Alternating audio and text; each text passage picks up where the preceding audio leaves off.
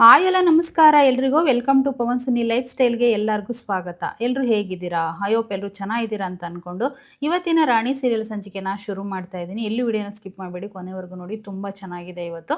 So ದಮ್ ಧಮಾಕ ಅಂತಲೇ ಹೇಳ್ಬೋದು ರಾಣಿ serial ಇವತ್ತು.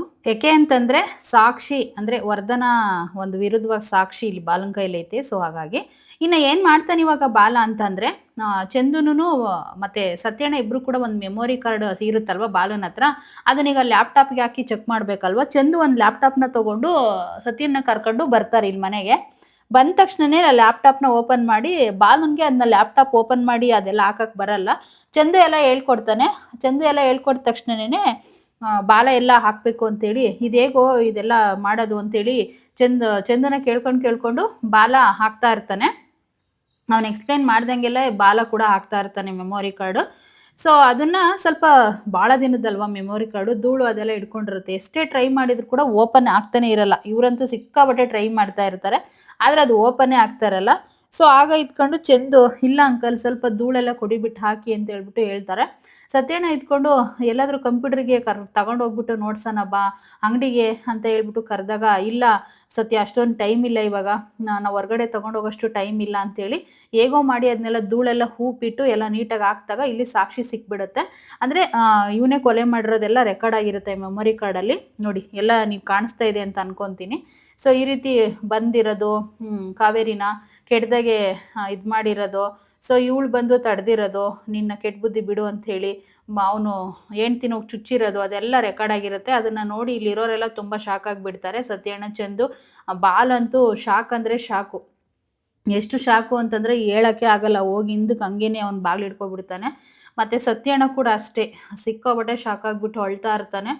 ಸೊ ಅವಾಗ ಓಡಿ ಬಂದು ಕಾವೇರಿ ಸುಲೋಚನನ ಕಾಪಾಡಿರೋದು ಪ್ರತಿಯೊಂದು ಎಲ್ಲ ರೆಕಾರ್ಡ್ ಆಗಿರುತ್ತೆ ಅದರಲ್ಲಿ. ಬಾಲಂತೂ ಕೈ ಮೇಲೆ ತಲೆ ಮೇಲೆ ಹೊತ್ಕೊಂಡು ಅಳ್ತಾ ಇರ್ತಾನೆ. ನೋಡು ನನ್ನ ತಂಗಿ ಏನು ತಪ್ಪು ಮಾಡಿಲ್ಲ ಕಣೋ, ಅವಳು ತಪ್ಪು ಮಾಡ್ದಲೆ 10 ವರ್ಷ ಶಿಕ್ಷೆನ ಅನ್ಭೋಗಿಸ್ಬಿಟ್ಲಲ್ಲೋ, ಏನೋ ಇವ್ನಿಗೆ ಮಾಡಬೇಕು ವರ್ಧನ್ಗೆ ಅಂತೇಳಿ ಸಿಕ್ಕಾಪಟ್ಟೆ ಕೋಪ ಮಾಡ್ಕೊತಾರೆ. ಆಗ ಬಾಲನೂ ಅಷ್ಟೇ, ನಾವೆಲ್ಲರೂ ಸೇರಿ ಶಿಕ್ಷೆ ಅನುಭವಿಸಿದ್ದೀವಿ ಸತ್ಯ, ಇವನು ಮಾಡಿರೋ ಒಂದು ಕೆಟ್ಟ ಕೆಲಸಕ್ಕೆ ನಾವೆಲ್ಲರೂ ಸೇರಿ ಶಿಕ್ಷೆ ಅನುಭವಿಸಿದ್ದೀವಿ, ಇನ್ನೇನು ಏನು ಟೆನ್ಷನ್ ಇಲ್ಲ, ಸಾಕ್ಷಿ ಸಿಕ್ಕಾಯ್ತಲ್ಲ ಅಂತೇಳ್ಬಿಟ್ಟು ಬಾಲ ಅನ್ಕೊತಾನೆ. ಅಷ್ಟರಲ್ಲೇ ಸತ್ಯಣ್ಣ ಹೋಗ್ಬಿಟ್ಟು ಬಾಲನ ಭುಜದ ಮೇಲೆ ಅಂಗಿನ ಹಿಡ್ಕೊಂಡು ತಗೊಂಡೋಗಿ ಬೇಗ ಈ ಸಾಕ್ಷಿನ JP ಪಾಟೀಲ್ಗೆ ಕೊಡು ಅಂತ ಹೇಳ್ಬಿಟ್ಟು ಹೇಳ್ತಾನೆ. ಅಷ್ಟರಲ್ಲೇ ರಾಣಿ ಬರ್ತಾಳೆ. ಏನು ಮಮ್ಮ ಏನಾಯಿತು ಅಂತ. ಸೊ ಅಷ್ಟರಲ್ಲಿ ಅವಳು ಕೂಡ ಅದನ್ನು ವಿಡಿಯೋದಲ್ಲಿ ರೆಕಾರ್ಡ್ ಆಗಿರೋದನ್ನೆಲ್ಲ ನೋಡಿಬಿಡ್ತಾಳೆ. ಅಮ್ಮ ಅಂತ ಹೇಳ್ಬಿಟ್ಟು ಹೇಳಿದಾಗ, ಹೌದಮ್ಮ ನಿಮ್ಮಮ್ಮ ಯಾವುದೇ ತಪ್ಪು ಮಾಡಿಲ್ಲ, ಆದರೆ ಇವನ್ನ ಮಾಡಿ ತಪ್ಪು ನನ್ನ ಹೆಂಡತಿ ಮೇಲೆ ಹಾಕಿದ್ದಾನೆ ಅಂತೇಳಿ, ನಿಮ್ಮಮ್ಮನ ಮೇಲೆ ಹಾಕಿದ್ದಾನೆ ಅಂತೇಳಿ ಬಾಲ ಕೂಡ ಹೇಳ್ತಾನೆ. ಅಷ್ಟರಲ್ಲಿ ಸತ್ಯ ಕೂಡ ಹಾಗೆ ಹೇಳ್ತಾನೆ, ನಿಮ್ಮಮ್ಮ ಏನು ತಪ್ಪು ಮಾಡಿಲ್ಲ ಅಂಥೇಳಿ. ಸೊ ಎಷ್ಟು ಅಳ್ತಾರೆ ಅಂತಂದರೆ ಒಂದು ಸಿಚುವೇಶನ್ಸ್ನ ಫೇಸ್ ಮಾಡೋಕ್ಕೆ ಆಗ್ತಾರಲ್ಲ ಅಷ್ಟೊಂದು ಅಳ್ತಾ ಇರ್ತಾರೆ. ಸೊ ಅಷ್ಟರಲ್ಲೇ ರಾಣಿ ಕೂಡ ಅರ್ಥ ಮಾಡಿಸ್ತಾನೆ ಸತ್ಯಣ್ಣ, ನೋಡಮ್ಮ ನಿಮ್ಮಮ್ಮ ಏನು ತಪ್ಪೇ ಮಾಡಿಲ್ಲ, ಆದರೂ ಕೂಡ ಈ ರೀತಿ ಎಲ್ಲ ಮಾಡಿದ್ದಾರೆ ಅಂಥೇಳಿ. ಅವ್ರ ಅಪ್ಪನ ಮುಖ ನೋಡ್ತಾಳೆ. ಅವ್ರ ಅಪ್ಪನ ಮುಖ ನೋಡಿದ ತಕ್ಷಣವೇ ಅವ್ರ ಅಪ್ಪ ಕೂಡ ಅಷ್ಟೇ ತಲೆ ಗುಂಡ್ಕಾಕಿಸ್ತಾನೆ. ಸೊ ಇನ್ನೇನು ಎಲ್ಲರೂ ನಾಲ್ವರು ಸೇರ್ಕೊಂಡಿರ್ತಾರೆ ಇಲ್ಲಿ. ಅದನ್ನೆಲ್ಲ ನೋಡಿ ಆಯಿತು. ಈಗ ಸತ್ಯಣ್ಣ ಫೈನಲಿ ನೀನು ಫಸ್ಟ್ ಹೋಗಿ ತಗೊಂಡೋಗಿ ಕೊಟ್ಬಿಡು ಮೆಮೊರಿ ಕಾರ್ಡ್ನ, ಇಲ್ಲಿ ಲೇಟಾಗಿ ಇಟ್ಕೊಳೋದು ಬೇಡ ಅಂತೇಳ್ಬಿಟ್ಟು ಹೇಳಿದಾಗ, ಸರಿ ಆಯಿತು ಬಾ ಚಂದು ಹೋಗೋಣ ಅಂತ ಚಂದುನ ಕರ್ಕೊಂಡು ಹೋಗ್ತಾನೆ ಬಾಲ. ಸೊ ಇವರಿಬ್ರು ಇಲ್ಲೇ ಇರ್ತಾರೆ. ಆಗ ಇನ್ನೇನು ತುಂಬ ನೋವು ತಿಂತಾ ಇರ್ತಾನೆ ಸತ್ಯಣ್ಣ. ನನ್ನ ತಂಗಿ ಇಷ್ಟು ವರ್ಷ ಶಿಕ್ಷಣ ಅನುಭವಿಸ್ಬಿಟ್ಲು, ಇದು ಒಂದು ಎಂಥ ಒಂದು ಸಿಚುವೇಶನ್ಸ್ ಅಂದರೆ ಹೇಳೋಕ್ಕೆ ಆಗಲ್ಲ ಅಂತೇಳಿ ಗೋಳಾಡ್ತಾ ಇರ್ತಾರೆ. ಇನ್ನು ಒಂದು ಕಡೆ ಕಾವೇರಿಗೆ ಇಲ್ಲಿ ಜೈಲಲ್ಲಿ ಎಕ್ಸಾಮ್ ಇರುತ್ತೆ, ಅವಳು ಓದ್ಕೊಂಡಿರ್ತಾಳಲ್ವ, ಎಕ್ಸಾಮ್ನ ಬರೀಬೇಕು. ಸಪ್ಪಗೆ ಹೋಗ್ತಾ ಇರ್ತಾಳೆ. ಅದನ್ನು ಜೈಲ್ ಮೇಡಮ್ ನೋಡಿಬಿಟ್ಟು, ಯಾಕೆ ಕಾವೇರಿ ಈ ರೀತಿ ಸಪ್ಪಗಿದೆಯಾ, ಇವತ್ತು ನೀನು ಎಕ್ಸಾಮ್ ಅಲ್ವಾ, ಖುಷಿಯಿಂದ ಎಕ್ಸಾಮ್ ಬರೀಬೇಕು ಅಂತ ಹೇಳ್ಬಿಟ್ಟು ಜೈಲ್ ಮೇಡಮ್ ಹೇಳ್ತಾರೆ. ಆಗ ಇವಳು ಇದ್ಕೊಂಡು, ಕಾವೇರಿ ಮೇಡಮ್ ಎಲ್ಲದ್ರ ಮೇಲೂ ಭರವಸೆ ಹೋಗಿದೆ ಮೇಡಮ್, ಜೀವನ ಅನ್ನೋದೇ ಸೋತಾಗ ಇನ್ನು ಎಕ್ಸಾಮ್ ಇದನ್ನು ಯಾವ ಥರ ನಾನು ಗೆದ್ದು ಏನು ಸಾಧನೆ ಮಾಡಬೇಕು ಮೇಡಮ್, ಯಾಕೆ ತುಂಬ ಬೇಜಾರಾಗ್ತಿದೆ ಮೇಡಮ್ ಅಂತ ಕೂಡ ಹೇಳ್ತಾಳೆ. ಕಾವೇರಿ ನಿನ್ಗೇನಾದರೂ ನಿಮ್ಮ ಅಣ್ಣ ನಿನ್ನ ಮಗಳು ನೆನಪಾಗಿದ್ದಾರಾ, ಫೋನ್ ಮಾಡಿಕೊಡ್ತೀನಿ ಮಾತಾಡುವಂತೆ ಅಂತ ಹೇಳ್ಬಿಟ್ಟು ಜೈಲ್ ಮೇಡಮು, ನಿನ್ನ ಮಗಳ ಹತ್ರ ಮಾತಾಡೋ ಎನರ್ಜಿ ಬರುತ್ತೆ ಅಂತ ಫೋನ್ ಮಾಡ್ತಾಳೆ. ಆ ಫೋನ್ ಮಾಡಿದ ತಕ್ಷಣ ಸತ್ಯಣ್ಣ ಇಲ್ಲೇ ಇರ್ತಾನಲ್ವಾ, ಫೋನ್ನ ರಿಸೀವ್ ಮಾಡ್ತಾನೆ. ರಾಣಿ ನಿಮ್ಮ ಜೊತೆನೇ ಇದ್ದಾಳಲ್ವಾ ಅಂತೇಳಿ ಜೈಲ್ ಮೇಡಮು ಕೇಳ್ತಾಳೆ.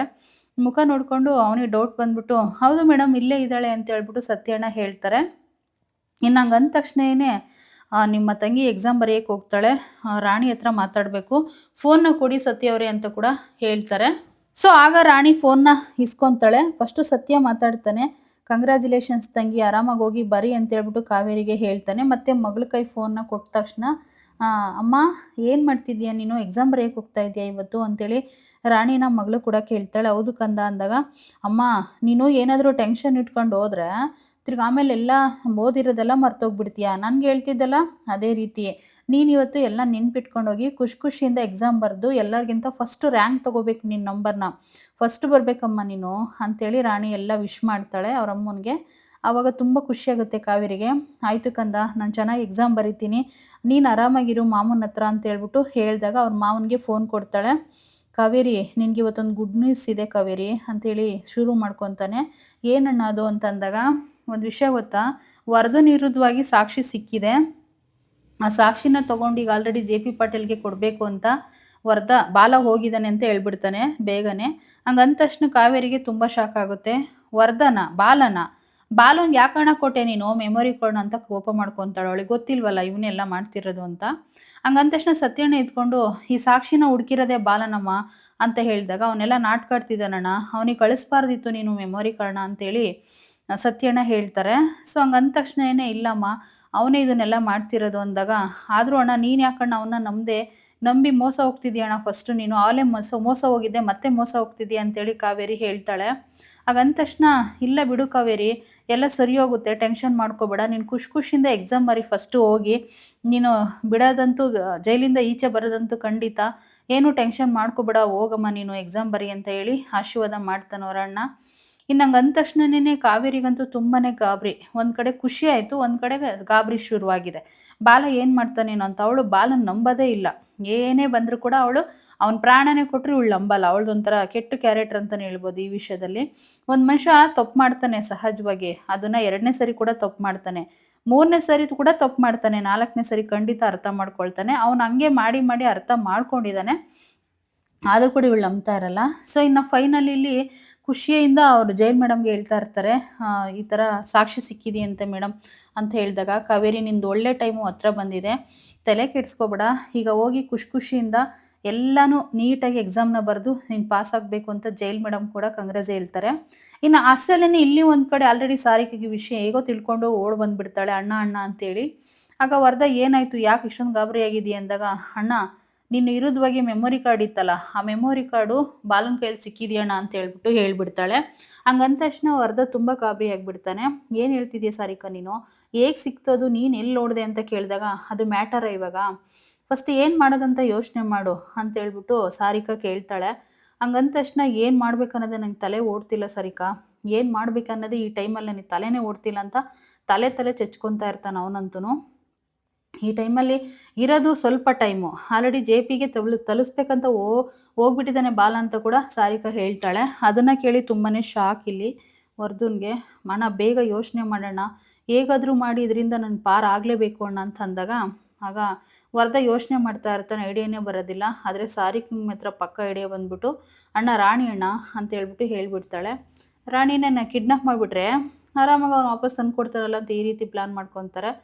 ಸೊ ಇನ್ನೇನು ಪ್ಲ್ಯಾನ್ ಮಾಡಿಬಿಟ್ಟು 5 ನಿಮಿಷದಲ್ಲೇ ಇಲ್ಲಿ ಯೋಚನೆ ಮಾಡಿಬಿಡ್ತಾರೆ. ಇನ್ನು ಅಷ್ಟರಲ್ಲೇ ಇಲ್ಲಿ ಇಬ್ಬರು ಮಾವ ಸೊಸೆ ಇಬ್ಬರು ಮಾತಾಡ್ತಾ ಇರ್ತಾರೆ. ಇನ್ನು ಬಾಲನ ಮನೇಲೇ ಇರ್ತಾರೆ. ಬಾಲನ ಮನೇಲಿ ಇರಬೇಕಾದಾಗ, ಮಾಮ ಒಂದು ಪ್ರಶ್ನೆ ಕೇಳಬೇಕು ನಿಮ್ಮನ್ನ, ನಮ್ಮನ್ನ ಯಾಕೆ ಇಷ್ಟೊಂದು ಬಾಲನ್ನ ಯಾಕೆ ಇಷ್ಟೊಂದು ವೇಷ ಮಾಡ್ತಾಳೆ ಅಮ್ಮ ಅಂತೇಳಿ ಕೇಳ್ತಾ ಇರ್ಬೇಕಾದಾಗ, ಪುಟ ಈ ಟೈಮಲ್ಲಿ ನಾನು ನಿನಗೆ ಏನು ಹೇಳೋಕ್ಕಾಗಲ್ಲಮ್ಮ ಅಂತ ಹೇಳ್ಬಿಟ್ಟು ಹೇಳ್ತಾನೆ ಅವ್ರ ಮಾವ. ಇನ್ನು ಅಷ್ಟರಲ್ಲಿ ಇಲ್ಲಿ ಆಲ್ರೆಡಿ ರೌಡಿಗಳು ಬಂದಿರ್ತಾರೆ. ತುಂಬ ಗಾಬರಿ ಪಟ್ಕೊಂಡು ರಾಣಿನ ಹಿಂದಕ್ಕೆ ಹೋಗಿ ಹಿಡ್ಕೊತಾನೆ ಬಾಲ. ಸೊ ಆಲ್ರೆಡಿ ಬಂದಿದ್ದಾರೆ ಇಲ್ಲಿ, ಇನ್ನು ಕಳಿಸ್ಬಿಟ್ಟಿರ್ತಾನೆ ಸಾರಿಕನು ವರದಾ ಇಬ್ಬರು ಕೂಡ. ಇನ್ನು ಒಂದು ಕಡೆ ಇಲ್ಲಿ ಎಕ್ಸಾಮ್ ಬರಿತಾ ಇರ್ತಾಳೆ ಕಾವೇರಿ. ಇವಳಿಗೂ ಕೂಡ ತೊಂದರೆ ಇಲ್ಲಿ ಎಕ್ಸಾಮ್ ಬರಿಬೇಕಾದಾಗ. ಸೊ ಬರಿತಾ ಅವಳಿಗೆ ಒಂಥರ ಕಣ್ಸುತ್ತು ಶುರುವಾಗಿರುತ್ತೆ. ಕಣ್ಸುತ್ತು ಅಂತಂದರೆ ಹೇಳೋಕ್ಕಾಗಲ್ಲ, ಅಷ್ಟೊಂದು ಎಕ್ಸಾಮ್ ಬರೆಯೋಕ್ಕೆ ಆಗ್ದಂಗೆ ಕಣ್ಸುತ್ತು ಶುರುವಾಗಿರುತ್ತೆ. ಸೊ ಏನಾಗ್ತಿದೆ ನನಗೆ ಅಂತೇಳಿ ತುಂಬ ಗಾಬರಿ ಪಟ್ಕೊಂಡು ಎಕ್ಸಾಮ್ ಬರಿತಾ ಇರ್ತಾಳೆ. ಸೊ ಅಷ್ಟರಲ್ಲೇ ಅವಳ ಕೈಯಲ್ಲಿ ಒಂದು ಮಾರ್ಕ್ ಆಗಿರುತ್ತೆ, ರೆಡ್ ಥರ. ಅದನ್ನ ನೋಡಿಬಿಡ್ತಾಳೆ ಅವಳು. ನೋಡಿದ ತಕ್ಷಣವೇ ತುಂಬ ಗಾಬರಿ ಪಟ್ಕೊಬಿಡ್ತಾಳೆ, ಏನು ಈ ರೀತಿ ಆಗೋಗಿದೆಯಲ್ಲ ಅಂತೇಳಿ. ಅವಳಿಗೆ ರಕ್ತ ಬರೋಕ್ಕೆ ಕೂಡ ಶುರುವಾಗುತ್ತೆ. ಆ ಪೆನ್ನ ಹಿಡ್ಕೊಂಡು ಹಿಂಗೆ ನೋಡ್ತಾಳೆ, ರಕ್ತ ಬರ್ತಾ ಇರುತ್ತೆ ಅವಳಿಗೆ.